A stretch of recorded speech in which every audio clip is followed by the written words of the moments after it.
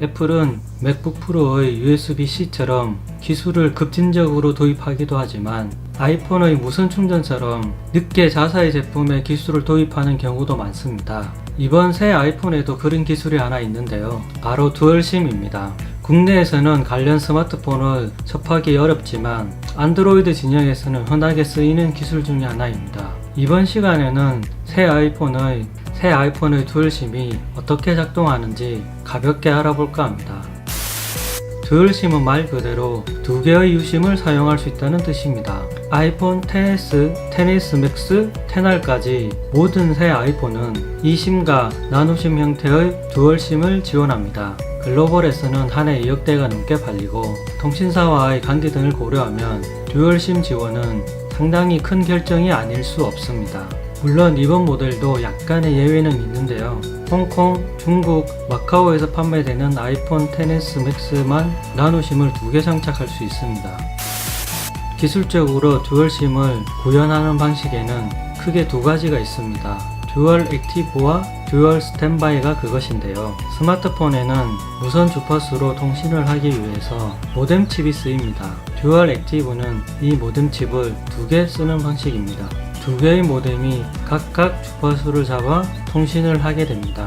마치 두 개의 스마트폰을 하나로 합쳐놓은 셈인데요. 개별 모뎀을 사용하기 때문에 1번 회선에서 통화를 하다가 2번 회선으로 전화가 오면 1번 회선을 대기 상태로 유지하고 2번 회선과 통화를 할 수 있습니다. 다만 두 개의 스마트폰을 항상 켜놓는 것과 비슷해 배터리 관리 등의 문제로 활발히 쓰이지는 않고 있습니다.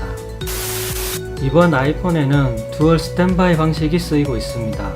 듀얼 액티브는 두 개의 모뎀을 사용하지만 듀얼 스탠바이는 하나의 모뎀을 씁니다.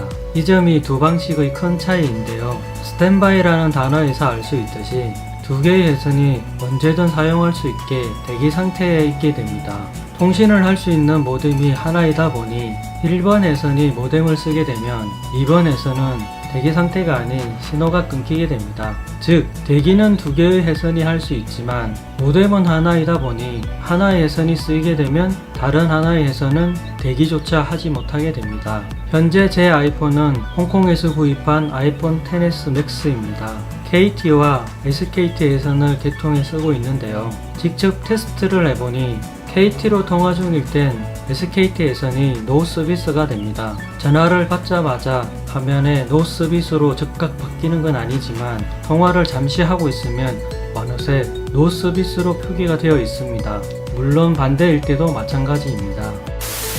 흥미로운 건 데이터를 사용할 때인데요. LTE 데이터에서는 하나만 지정해서 쓰는 방식입니다. 모뎀이 하나이니 두 회선 모두 데이터 통신을 할 수 없기 때문인데요.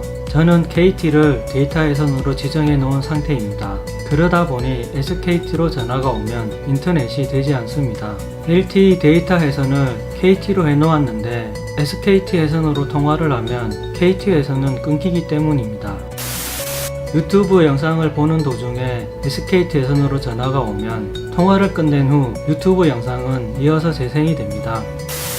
KT 회선으로 통화 중이라면 SKT로 전화가 와도 통화 중 대기 화면이 뜨지 않습니다. KT로 통화를 하고 있기 때문에 SKT 회선은 서비스가 되지 않기 때문인데요. 그런데 인터넷 전화로 통화 중이라면 SKT로 전화가 오더라도 통화 중 대기 화면은 뜹니다. 다만 걸려온 SKT 회선으로 통화를 시도하면 인터넷 전화는 끊어집니다.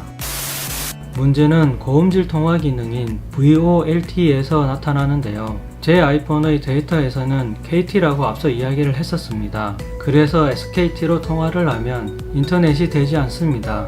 그럼 VoLTE는 어떻게 될까요?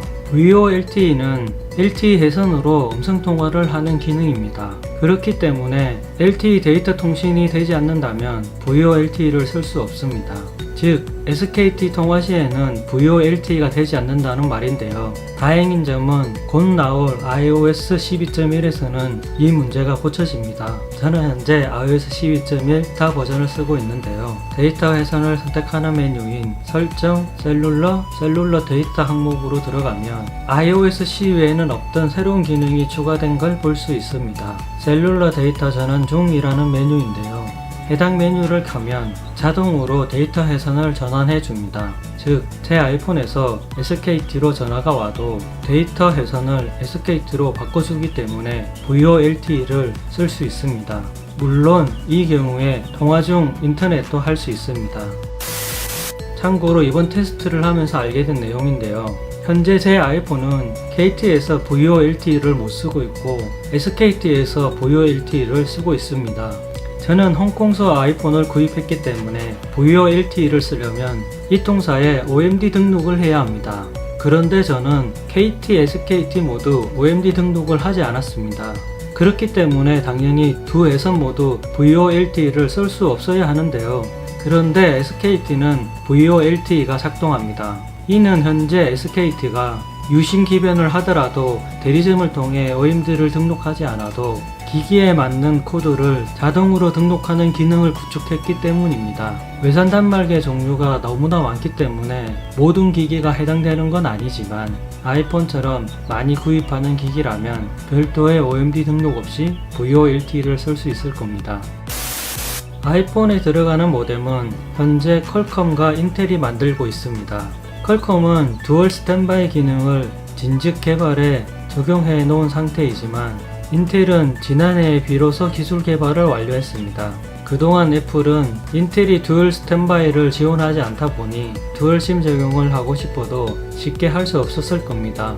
퀄컴과 함께 인텔도 듀얼 스탠바이, 듀얼 VoLTE를 지원할 수 있게 되었고 애플은 이 기술을 받아들여 이번 아이폰에 적용한 것입니다. 다만 아쉽게도 국내 이 통사는 현재 eSIM을 지원하지 않는다는 방침이어서 당분간 듀얼심 활용은 어려울 듯 합니다. 그나마 해외에서는 eSIM을 지원하는 나라가 있으니 그곳에 여행이나 출장을 간다면 듀얼심을 활용해 볼 수 있습니다. 로밍보다 훨씬 저렴하니 꼭 써보길 바랍니다.